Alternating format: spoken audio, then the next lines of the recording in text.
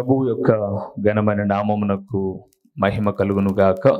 మన ప్రభువును రక్షకుడునునైన యేసుక్రీస్తుల వారి యొక్క ప్రశస్తమైన నామమునకే మహిమ, ఘనత, ప్రభావములు యుగయుగములకు కలుగును గాక. సర్వాధికారి అయిన దేవుడు ఆయన యొక్క గొప్ప కనికరమును బట్టి మరొక శ్రేష్టమైన శుభదినములో దేవుని మాటలు మనము ధ్యానము చేసే భాగ్యమును దేవుడు అనుగ్రహించిన విధానమును బట్టి దేవాది దేవునికి మనము ఎంతగానో స్తుతులు చెల్లించబద్దులమై ఉన్నాము. అదే సమయంలో దేవుని వాక్యం వినుటకు దేవుని పాదముల చెంత కూడి ఉన్న దేవుని ప్రియబిడ్డలైన మీ అందరికీ కూడా ప్రభువైన యేసుక్రీస్తు పేరట వందనములు తెలియచేయచ్చు ఉన్నాను.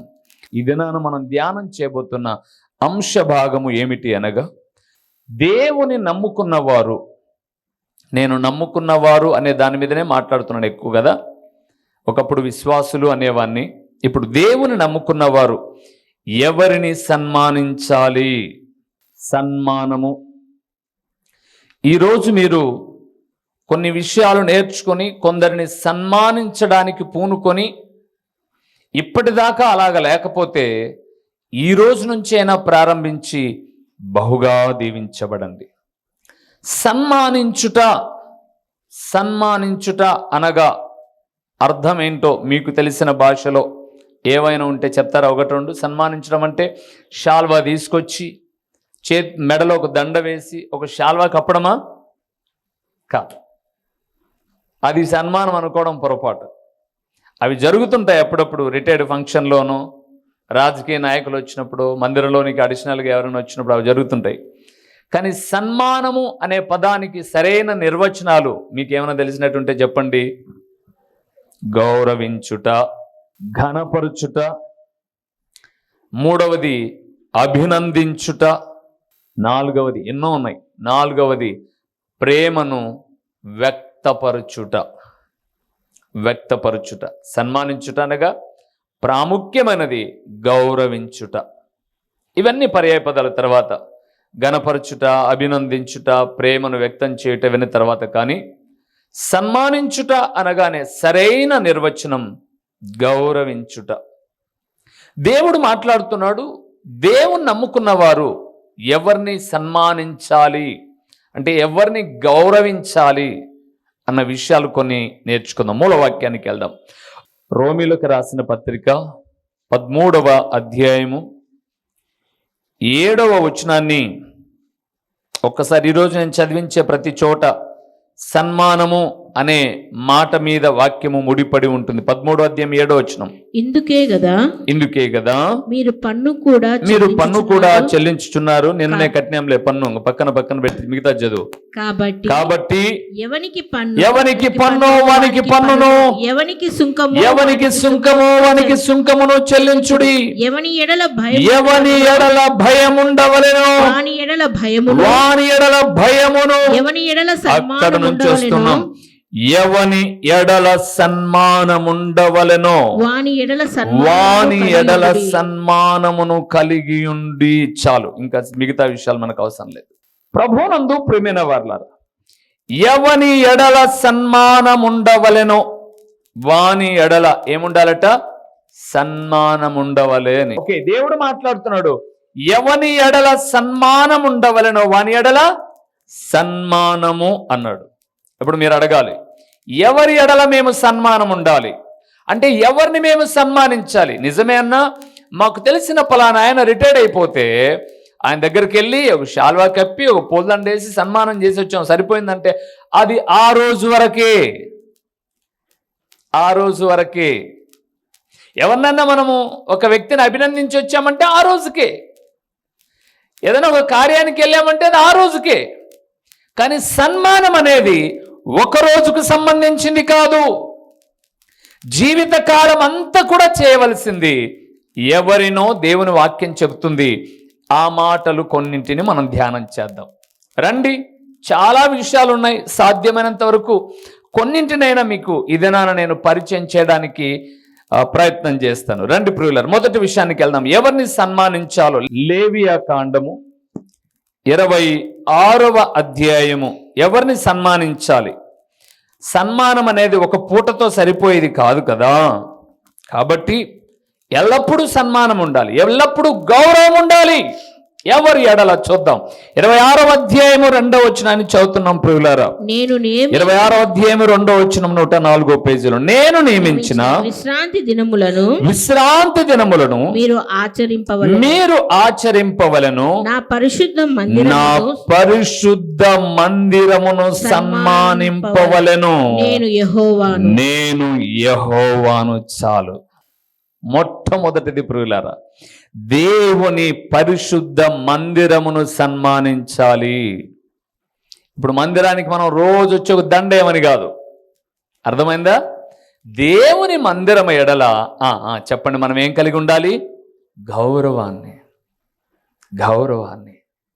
అవును ప్రియులారా, ఈ మాట చెబుతూ ఉన్నప్పుడు నా మనస్సులో దేవుని వాక్యంలో అనేకమైన సంగతులను చూస్తున్నప్పుడు, బైబిల్ గ్రంథంలో దేవుని మందిరమును ప్రేమించిన 4 వ్యక్తులు ఉన్నారండి. ప్రాముఖ్యంగా చాలామంది ఉన్నారు, వారు తక్కువ అని చెప్పాలి, కానీ ఎక్కువ మక్కువ కలిగిన వారు, దేవుని మందిరం ఎడల ఎక్కువ ప్రేమ కలిగిన వారు ఒక 4 ఉన్నారు.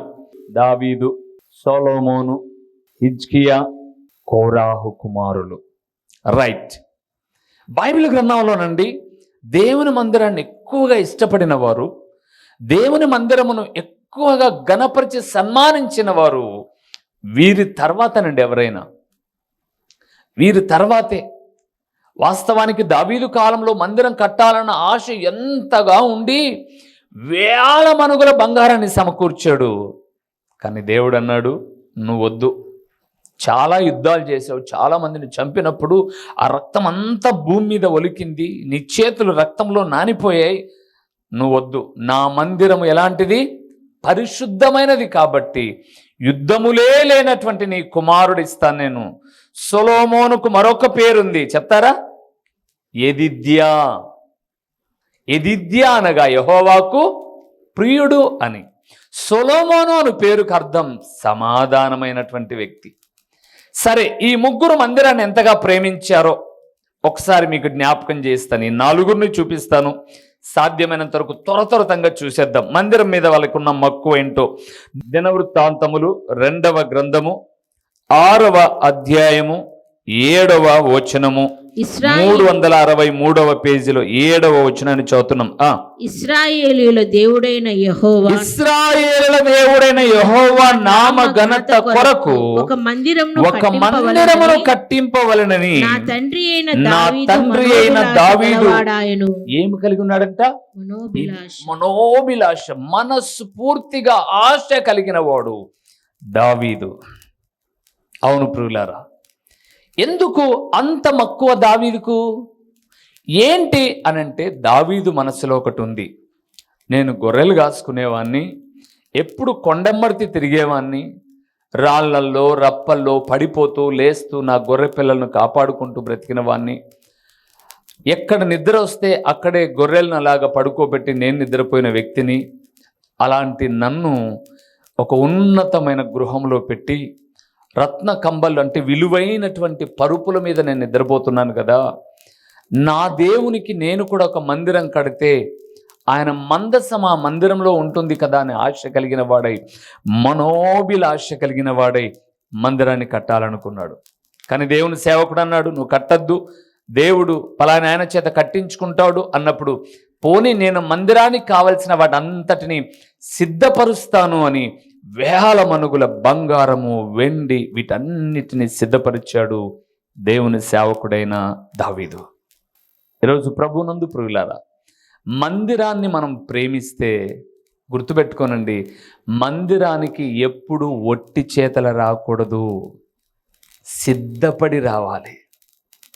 దావీదు మందిరం కొరకు ఎంతగానో సిద్ధపరిచాడు. బంగారం, వేల మనుగుల బంగారం అని 29వ అధ్యాయంలో మీరు మొదటి దినవృత్తాంతముల గ్రంథంలో చూడవచ్చు. తర్వాత మనము మందిరానికి వచ్చేటప్పుడు సిద్ధపడ్డం అంటే కానుక కాదు, అది ఎప్పుడు అనుకోమాకండి. కానుక కాదు సిద్ధపడ్డమంటే, ఈరోజు ఆదివారము అన్న సంగతి నిన్ననే మనకు తెలుసు కాబట్టి నిన్నటి దినకాలమునే ఏ డ్రెస్ వేసుకోవాలి, ఎన్నింటికి మందిరం అయితే నేను ఎన్నింటికి వెళ్ళాలి, నా తలంపులు, నా ఊహలు, నా ఆలోచనలు లేవగానే ఈరోజు పరిశుద్ధ మందిరం ఎడల తృష్ణ కలిగి ఉన్నాను అని సిద్ధపడి రావడం ప్రియులారా. రేపు మీ ఇంట్లో ఏదైనా ఒక ఫంక్షన్ ఉందనుకోండి, రేపు ఉదయం 11 గంటలకో 1 గంటకో మీ ఇంట్లో ఒక ప్రేమ విందుండి ఘనమైన కార్యం ఉంది అనుకోండి, దానికి కావలసినటువంటి మెంత్యాకు, ఆకు, ఈ ఆకు కావలసినవన్నీ ఎప్పుడు సిద్ధపరచుకుంటారు మీరు? ముందు రోజు. మందిరానికి సిద్ధపడాలి ప్రియులారా. అది మందిరాన్ని గౌరవించడం అంటే. రేపు ఒక పెళ్లి ఉందంటే ఈరోజే సిద్ధపడతాం. రేపు మేము పెళ్ళికి వెళ్ళాలి అని అంటాం. రేపు కార్యం అంటే ఈరోజు సిద్ధపడతాం. దేవుని మందిరం ఎడల మక్కువ కలిగిన వాడు రేపటి దినానికి కావలసిన దాన్ని ఈరోజు ఏం చేయాలి? సిద్ధపడాలి. రెండో విషయం అక్కడే మీకు చూస్తాను చూడండి. సబ్ పాయింట్స్ చెప్తున్నాను అనమాట. దినవృత్తాంతం 2వ గ్రంథం 6వ అధ్యాయము 13వ వచనాన్ని చూద్దాం. ఇక్కడ మీరు చెప్పిన సొలొమోనునే చూపిస్తున్నాను. 13వ వచనం. తాను చేయించిన 5 మూరల పొడవును, 5 మూరల వెడల్పును, 3 మూరల ఎత్తును గల ఇత్తడి చప్పరమును ముంగిట ఆవరణమునందుంచి దాని మీద నిలిచి ఉండి సమాజముగా అక్కడ నుంచి మీరు అండర్లైన్ చేసుకోనండి. సమాజముగా కూడి ఉన్న ఇశ్రాయేలులందరి ఎదుటను మోకాలుని చేతులు ఆకాశము వైపు చాపి సొలొమోను ఇట్లని ప్రార్థన చేసి. రెండవది ప్రియులారా, మందిరాన్ని మనం గౌరవించాలి అని అంటే ముందు వచ్చి అక్కడ మీరు చూసారో లేదో, జనులందరి ఎదుట. ఇప్పుడు మీకు ఒక మాట జ్ఞాపకం చేస్తాను. జనులందరూ అక్కడ ఉన్నారు, ఇక్కడ బలిపీఠం ఉంది. జనులందరినీ దాటుకొని సొలొమోను వచ్చేటప్పుడు వాళ్ళందరినీ జరగండి రాజుగారు వస్తున్నారనలా. వాళ్ళందరికన్నా ముందే వచ్చాడు సొలొమోను. దేవుని ఎదుట ఏం చేస్తున్నాడు? ప్రార్థన కాదు, మోకాళ్ళుని ప్రార్థన చేస్తున్నాడు. మీరు ప్రార్థన స్టార్ట్ అయినాకొచ్చి అప్పుడు మోకాలు, అందరూ పాట పాడుతుంటారు, అప్పుడు మోకాలు వంగింటారు మీరు. అది గౌరవించడమేనా? దేవుని మీరే చెప్పండి. అది గౌరవించడమేనా? ఇంకా మీకు అర్థం కావడానికి చెప్తాను. పిల్లలందరూ పాఠశాలకు వెళ్ళారు. పాఠశాలకు వెళ్ళగానే ఫస్ట్ బెల్ కొట్టి అందరూ ప్రేయర్కి రండి అని అన్నాడు ఉపాధ్యాయుడు. అందరూ ప్రేయర్కి వెళ్ళారు. బాగా వినండి నా మాట, మీకు తెలిసి ఈ విషయాలు. అందరూ ప్రేయర్కి వెళ్ళారు, ఒక పాట పాడారు. అప్పుడు పీటీ మాస్టర్ లేకపోతే హెడ్ మాస్టర్ గారు చెప్పారు కొన్ని విషయాలు. పిల్లలు ఇలాగుండండి అని చెప్పారు. ఓకే, అయిపోయింది. అందరూ కలిసి చక్కగా జాతీయ గీతాన్ని పాడారు, చక్కగా నిలవబడేసి. తర్వాత ప్లెడ్జ్ కూడా చెప్పారు. భారతదేశం నా మాతృభూమి, భారతీయులందరూ నా సహోదరుని చెప్పి ప్లెడ్జ్ కూడా చెప్పారు. ఇవన్నీ అయిపోయాయి. అయిపోయిన తర్వాత గో టు క్లాస్ అని అన్నారు. అందరూ లైన్గా ముక్కు మీద వేలేసుకొని వెళ్ళిపోయారు. ఇప్పుడు ఇదే పాఠశాలకు ఇంకొకటి లేటుగా వచ్చాడని వాడు గ్రౌండ్ లేకపోయి మళ్ళీ జనగణమన గీతం పాట పాడేసి ప్లెడ్జ్ చెప్పి ముక్కు మీద వేలేసుకొని క్లాస్కి వస్తాడా? మరి మీరు ముందు వచ్చి ప్రార్థన చేసుకోవాలి కానీ ఆల్రెడీ ప్రార్థన అయిన తర్వాత మీరు వచ్చి అప్పుడు మోకాలు దిగుప్రో ఏం చేస్తున్నారు మీరు? రాజు మందిరాన్ని గౌరవిస్తున్నాడు, సన్మానిస్తున్నాడు. అందరికన్నా ముందే దేవాలయంలో మోకరించి ప్రార్థన చేస్తున్నాడు. అందరికన్నా ముందే. ప్రభునందు ప్రియులారా, నేను సేవలోకి వచ్చినప్పటి నుంచి అండి, ఈరోజు మీరు ఏదో దేవుని కృపను బట్టి ఒక 60-70 మంది 100 మంది సంఘం ఉన్నారు, కానీ ఎవ్వరు లేని దినాల్లో నుంచే నా జీవితంలో నేను నేర్చుకున్నది, దీవించబడడానికి కారణం ఏంటో తెలుసా? ఎప్పుడు కూడా మందిరానికి నేను ఎప్పుడు లేట్ రానండి. విశ్వాసిగా ఉన్నప్పుడు కూడా నేను ఎప్పుడు లేట్ వెళ్ళాల. నాకు ఒక ఆయన చెప్పాడు, నేను ఎప్పుడో చదువుకునేటప్పుడు లేట్ అనే పదము చచ్చిన వ్యక్తి ముందు పెడతారంట. లేట్ ఫలానా ఆయన అంటే ఈయన ప్రభునందు ఏమయ్యాడు? నిద్రించాడని. లేట్ అనేది చచ్చిన వ్యక్తితో సమానం. ఆ రోజు నుంచి ప్రియులారా ఎప్పుడు మందిరానికి, కొంతమంది కానుక లేకపోతే మందిరం రారు, కొంతమంది బట్టలు ఇస్త్రీ లేకపోతే మందిరం రాదు, కొంతమంది స్నానం లేకపోతే మందిరం రారు, కొంతమంది భార్యాభర్తలు పోట్లాడితే మందిరంకు రారు. ఇదేంటండి ఇది మందిరాన్ని గౌరవించడం? సొలొమోనండి అందరికన్నా ముందే ఉండి మోకాళ్ళుని ఆకాశం వైపు చేతులెత్తి మొరపెడుతూ ఉన్నాడు. ప్రభునందు ప్రియులారా, మందిరానికి ఎప్పుడు రావాలి చెప్పండి? ఎప్పుడు రావాలి? అట్లీస్ట్ 10 నిమిషాలు. నువ్వు ఒక 5 నిమిషాలు ప్రార్థన చేసుకునే లక్షణం ఉందా? అట్లీస్ట్ నీ 5 నిమిషాల ప్రార్థన కన్నా 5 నిమిషాల ముందు రావాలి. ఇప్పుడు మమ్మల్ని అడుగుతాను, బడికి ఎప్పుడు వెళ్తారు మీరు? 5 నిమిషాలు లేటా, 5 నిమిషాల ముందా? 5 నిమిషాల ముందు. బడికి వెళ్ళడం 5 నిమిషాల ముందు తెలుసు. అసలు బడికి అయితే ప్రతిరోజు వెళ్తారు 5 నిమిషాల ముందు. వారానికి ఒక్కరోజు దేవుని మందిరానికి ఎన్ని నిమిషాలు వస్తున్నాం? మరి నువ్వు మందిరాన్ని గౌరవించినట్లు ఎట్లా? ఏమోబ్బా, నాకు తెలియదు. గమనించండి ప్రభునందు ప్రియులారా, మందిరానికి సిద్ధపడాలి గౌరవించే వ్యక్తి. మందిరానికి అందరికన్నా ముందుండాలి. మూడవది ఏం చేయాలో తెలుసా? అక్కడే దినవృత్తాంతములు 2వ గ్రంథం 29వ అధ్యాయము 11వ వచనాన్ని చూద్దాం ప్రియులారా. 11వ వచనం, 10, 11, 2 చదుదాం. 10, 11, 2 చదుదాం. ఇప్పుడు మన మీదనున్న ఇశ్రాయేలు దేవుడైన యెహోవా మహోగ్రత చల్లారునట్లు ఆయనతో మనము నిబంధన చేయవలెనని నా మనసులో అభిలాష పుట్టెను. నా కుమారులారా, తనకు పరిచారకులై ఉండి ధూపము వేయుచుండుటకును, తన సన్నిధి నిలుచుటకును, తనకు పరిచర్య చేయుటకును యెహోవా మిమ్మును ఏర్పరచుకొనెను గనుక అశ్రద్ధ చేయకుడి. మూడవది ప్రియులారా, మందిరాన్ని గౌరవించడము అంటే మందిరము ఎడల శ్రద్ధ ఉండాలి. శ్రద్ధ ఉండాలి. బైబిల్ చెప్తుంది, శ్రద్ధ గలవాడు ఐశ్వర్యవంతుడవుతాడట. శ్రద్ధ ఉన్నవాడు. ఇప్పుడు మీకు చెప్తాను, చదువుకునే పిల్లలకి ఏం చెప్తారు? చదువు మీద శ్రద్ధ పెట్టుమే అని అంటాం. చదువు మీద శ్రద్ధ పెట్టురా అని అంటాం. చదువు మీద వాడు శ్రద్ధ పెడితే ప్రయోజకుడు అవుతాడు. నీ దేవుని మందిరాన్ని నువ్వు గౌరవించాలంటే మందిరము మీద నీకేముండాలి? శ్రద్ధ ఉండాలి. అక్కడ 4 విషయాలు చెప్పాడు. పరిచర్య చేయమన్నాడు, తన సన్నిధి నిలబడమన్నాడు, ధూపం వేయమన్నాడు. దేవుడు ఏర్పరచుకున్నాడు కాబట్టి అశ్రద్ధ చేయకూడదన్నాడు. ఒక అమ్మ వస్తుంది మందిరానికి, ఒక ఆమె వస్తుంది మందిరానికి. అంటే మీరు కాదులేండి, ఒకరు వస్తారు, వచ్చని వెనకల కొలబడతారు. ఏంటది? ముందు ఎక్కడో అక్కడ లైన్ ఉంది, 4 కూర్చున్నారు, ప్రక్కన ఒక లైన్ గ్యాప్ ఉంది, ఆ లైన్ వచ్చి ఫిల్ చేయరు. అశ్రద్ధ. ఆ లైన్ను పూర్తి చేయరు. మరొకరు వచ్చి లైన్లో క్రమంగా కూర్చోరు. ఆ మూలన ఒక, అంటే ఆమెకు గోడ అనుకోవాలా, ఈమె ఎవరెట్లన్నా పోని నేను ఏడు ఉండాలా, ఇంతే. ఇంకా రాయం చేసుకుంటున్నమాట ఆ స్థలాన్ని, అగ్రిమెంటు. అశ్రద్ధ ఉండకూడదు. 48వ అధ్యాయం మనం ఎన్నో మార్లు చదివాం. 10వ వచనం ఇర్మియా గ్రంథములో, యెహోవా కార్యమును అశ్రద్ధ చేస్తే జాగ్రత్త. మొదటిది సిద్ధపాటు ఉండాలి గౌరవించడం అంటే. రెండవది ముందే ప్రార్థించే మనసు ఉండాలి, శ్రద్ధ ఉండాలి. 4వది ఏముండాలో చెప్పమంటారా? కీర్తనల గ్రంథం 84వ కీర్తన చూడండి, ఎంత అద్భుతకరమైన మాట ఉందో ఇక్కడ. 10వ వచనాన్ని చూద్దాం. 84వ కీర్తన 10వ వచనాన్ని ఒక్కసారి మనం చూద్దాం. ఇవన్నీ కూడా చదవచ్చు, మీరు ఇవన్నీ కూడా చూడొచ్చు. ఈ అధ్యాయం అంతా, ఈ కీర్తన 84వ కీర్తన అంతా తర్వాత చదువుకోనండి. 10వ వచనం నేను చదివిస్తున్నాను. నీ ఆవరణములో ఒక దినము గడుపుట 1000 దినముల కంటే శ్రేష్టము. భక్తిహీనుల గుడారములో నివసించుట కంటే నా దేవుని మందిర ద్వారము నొద్ద నుండుట నాకు ఇష్టం. బాగలేదట, పైకి ఎక్కలేరట, క్రిందన కూర్చోవాలంట. ప్రభువా, ఈ మందిరం మోటు కూర్చున్న చాలు ప్రభువా. దేవునందు ప్రియమైన వారులారా, ద్వారము నొద్ద నుండుట నాకు ఇష్టము అన్నాడు. ఈరోజు ఈ మాట వింటున్న దేవుని కుమారుడా, ఏదో ఒక చోట అయిపోయి ఉంటుందిలే ప్రార్థన. అవును, ఏదో ఇబ్బంది జరిగింది, నీకు ఇంట్లోనో జరిగింది, వ్యక్తిగతంగానే ఏదో ఇబ్బంది జరిగింది, ఆల్రెడీ ప్రార్థన స్టార్ట్ అయి ఉంటుంది.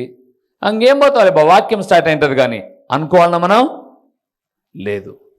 ఏదో ఒక భాగంలో నేను కలుసుకోవాలి. ఏదో పొరపాటు జరిగింది, ఏదో ఒత్తిడి ఉన్నింది, పని ఒత్తిడో మరొకటో ఏదో ఉన్నింది. సరే, ఏదేమైతే మనలే, అట్లీస్ట్ వాక్యానికన్నా వెతుక్కుందాం, ప్రారంభ బైబిల్ పాటల కన్నా ఎదుక్కుందాం, వాక్యానికన్నా ఎదుక్కుందాం, ప్రభు బలలోనికన్నా ఎదుక్కుందాం, లేదా చివరి ప్రార్థనలో కన్నా ఎదుక్కుందాం. ఏదో ఒక దాంట్లో పాలు పొందుదాం. అదే అండి మందిరాన్ని గౌరవించడం అంటే. దేవుడు అంటున్నాడు, పరిశుద్ధ మందిరమును ఏం చేయాలంట? మనం సన్మానించాలట, అంటే గౌరవించడం అని. రెండవది దేన్ని సన్మానించాలో మీకు జ్ఞాపకం చేస్తాను. నిర్గమకాండం 20వ అధ్యాయము 12వ వచనాన్ని చూద్దాం. దేన్ని సన్మానించాలో. నీ దేవుడైన యెహోవా నీ దేవుడైన యెహోవా నీకు అనుగ్రహించు దేశములో నీవు దీర్ఘాయుష్మంతుడవగునట్లు నీ తండ్రిని అబ్బా నీ తండ్రిని నీ తల్లిని నీ తల్లిని ఏం చేయాలంట? సన్మానించు. వచ్చేసిందిరా బాబు. రెండవది ప్రియులారా, మీ అమ్మ మీ నాన్నకు రోజుకు ఒక శాలువా కప్పమనలే అన్నాడా? అలాగనలే దేవుడు. ప్రతి సంవత్సరం ఒక పూలదండ వేయమని చెప్పలా. ఆయన అన్నాడు, నీవు భూమి మీద దీర్ఘాయుష్మంతుడు కావాలంటే నీ తల్లిని నీ తండ్రిని నువ్వేం చేయాలి? గౌరవించాలి. పర్యాపదంలో ఉన్నాం, అర్థమవుతుంది కదా. సన్మానించాలి, రైట్, కరెక్ట్ మాట్లాడరు మీరు. కానీ సన్మానించుట అంటే పర్యాయపదం ఏం చెప్పుకున్నాం? గౌరవించుట. అమ్మా నాన్నను గౌరవిస్తామో మనం? నేను ప్రభునందు ప్రియులారా, దేవుని సేవకుడు అయిన తర్వాత చాలా పర్యాయములండి, చాలా ఊర్లకు వెళ్తుంటాం కదండి సువార్త నిమిత్తమై. చాలామంది వచ్చి నాకు చెప్పేవాళ్ళు. ఏమని చెప్పేవాళ్ళు అంటే, అన్న మా పిల్లోడు మమ్మల్ని అస్సలు పట్టించుకోలే అన్న, ఒక్కగానొక్క కొడుకన్నా, ఒక్కగానొక్క కూతురన్నా, ఇలాగ చెప్పిన వాళ్ళు చాలామంది నేను విన్నాను. అయితే ఆ ఊర్లలో నేను సొంతంగా వెళ్ళను కదా. ఏదో ఒక పాస్టర్ గారు సంఘ కూడికకు పిలిచింటారు, లేదా ఏదో ఒక సేవకుడు ఏదో ఒక ప్రార్థనకు పిలిచింటాడు, ఏదో ఒక మీటింగ్. అప్పుడు ఆ తల్లి వేదనను నేను అక్కడున్న పాస్టర్ గారిని పిలిచి అడుగుతాను. ఆమె చాలా బాధపడుతుంది కదా, ఏంటి మీ మందిరానికి అవునన్న మా దగ్గరికి వస్తుందన్న.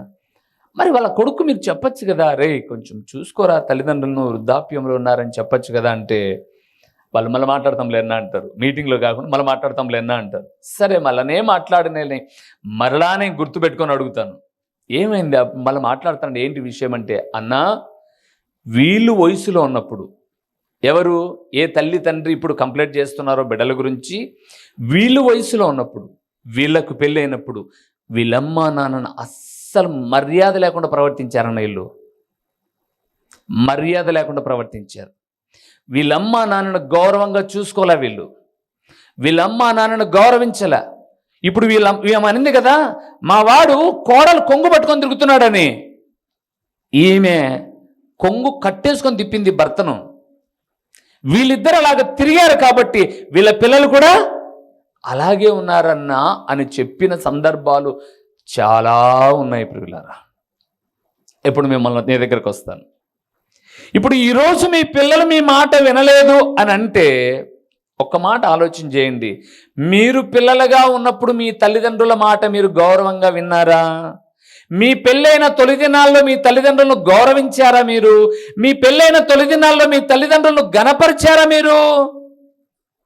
అప్పుడు మీ ఇష్టానుసారంగా మీరు బతికారు కాబట్టే ఇప్పుడు మీ పిల్లలు కూడా వాళ్ళ ఇష్టానుసారంగా వాళ్ళు, అప్పుడు మీరు చేసిన దానికి ఇప్పుడు వీళ్ళు చేసిన దానికి రెండిటికి చెల్లుకు అంతే. నేను చాలా ఇట్ట విషయాల్లో ప్రియులారా ఆలోచిస్తాను. నిజమేనా? ఓకే, నాకు తెలిసిన ఒక సహోదరుడు సమీపంలోని జమ్మలమడుగులో ఉంటాడు. చనిపోయాడన్న సేవకుడు. ఆయన అనేవాడు, నా పిల్లలు నన్ను చూసుకోరు రూబేన్ అనేవాడు. ఏంటన్నా అలా మాట్లాడతావు? ఒక సేవకుడు పిల్లలు ఎంతో క్రమంగా, క్రమము ఇది కాదు, మా అమ్మ మా నాయన నేను చూసుకోలే అనేవాడు. మా అమ్మ మా నాయన నేను చూసుకోలే కాబట్టి నా పిల్లలు నన్ను చూసుకుంటారన్న నమ్మకం నాకు లేదు, నాకు ఆశ లేదన్నాడు. మరి ఎట్లన్నా అన్నాను. అందుకే రూపాయి కూడబెట్టుకున్నాను, డబ్బులు నా దగ్గర పెట్టుకున్నాను. చివరి దినాల్లో ఎవరు చూసుకుంటే వాళ్ళకి ఇచ్చేసి చచ్చిపోతా అని అనేవాడు. విధి విచిత్రం ఏంటంటే ప్రభునందు ప్రియులారా, 3 పిల్లలుంటే 3కి పెళ్ళిళ్ళు అయ్యాయి. ఈయన జీవిస్తూ ఉండగానే అమ్మా నాయనను నెలకొకరు పంచుకున్నారండి. నెలకొకరు.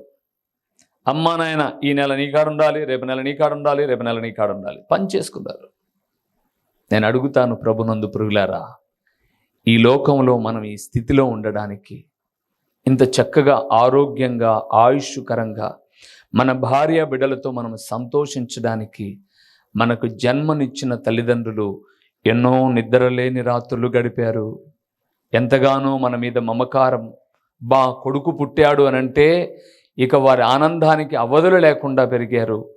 బైబిల్ చెప్తుంది, ఎదిగిన కొడుకులు తల్లిదండ్రులకు ఏమివ్వాలి? నీడనివ్వాలి. కొంతమంది అంటారు, వాళ్ళు బాగాలేనప్పుడు చూస్తాంలే, బాగున్నప్పుడు పలకరేలంగా, బాగున్నప్పుడు వచ్చి చూస్తావు నువ్వు, నమ్మచ్చా ఇది? బాగున్నప్పుడు బాగున్నావా అని పలకరేలంగా మంచం పడకనే, ఇక మంచం పడితే అప్పుడు 1, 2 ఎత్తనికి ఎవరు వస్తారు? నువ్వు వస్తావా? అయ్యో, ఎంత అవివేకపు మాటలు. పెళ్ళైతేనే భార్య వెనకమ్మడితే వెళ్ళిపోతుంది, ఎక్కడో వాళ్ళ ఊరి దగ్గరే ఉంటివి, వాళ్ళ ప్రక్కనే ఉంటివి. అది నీకు రుచి చూపించడానికి నీ గర్భమున దేవుడు పిల్లల్ని ఇస్తాడు. అది నీకు రావడానికి కొంత టైం పట్టుద్ది అంతే. హైదరాబాద్లో బస్సు బయలుదేరింది, పులిందలకు రావాలంటే ఎన్ని గంటలు పడుతుంది? అక్కడ 9కి ఎక్కితే ఇక్కడ ఉదయం 5కి వచ్చింది అనుకుందాం. అంటే ఈ మధ్యలో ఒక 10, 12, 8 నుంచి 10 గంటలు పట్టింది. అలాగే నువ్వు ఇప్పుడు ఏదైతే చేసావో రేపొద్దున అదే నీకు రావడానికి కొంత టైం పట్టుద్ది అంతే. ఏం తొందరపడ మాకు. అట్టుకు అట్టున్నర్రా అన్నట్టు నువ్వు చేసిన దానికి డబల్ వస్తాయి రాబోయే దినాలు. అందుకే దేవుడు అంటున్నాడు, నీవు భూమి మీద మంచిగా బ్రతకాలి, గౌరవప్రదంగా బ్రతకాలి అంటే నీ తల్లిని తండ్రిని నువ్వేం చేయాలి? గౌరవించు.